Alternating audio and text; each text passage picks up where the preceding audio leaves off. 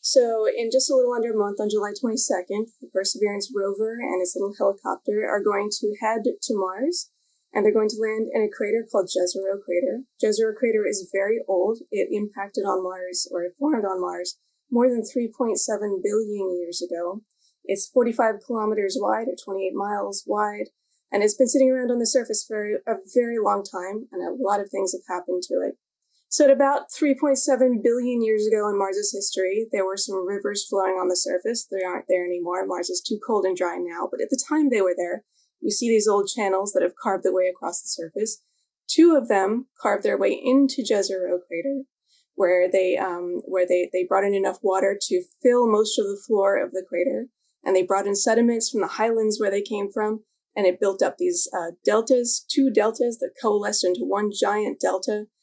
As the water was pouring in and filling up the lake grew high enough that it overtopped on the other side of the crater, and that spilled out and formed a whole new river system going out on the other side. So this is a really exciting place if we want to go to Mars and look for ancient climates, or to better yet, find potential for life on Mars. So that's why the rover is going to go there. The water is long gone. After that, there was a lot of erosion, and from that we can see all these beautiful sedimentary layers that were put down when the delta formed.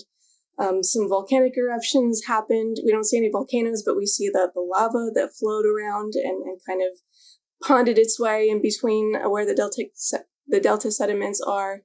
And my favorite part is that ever since then, there's been an awful lot of wind erosion, and so we see volcanoes and water and wind and all the cool things, and maybe life too. And so that's what Perseverance is going to do when it gets to Mars.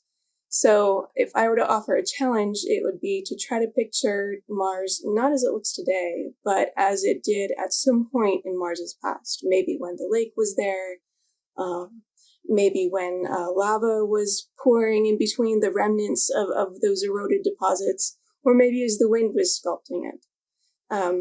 Have fun.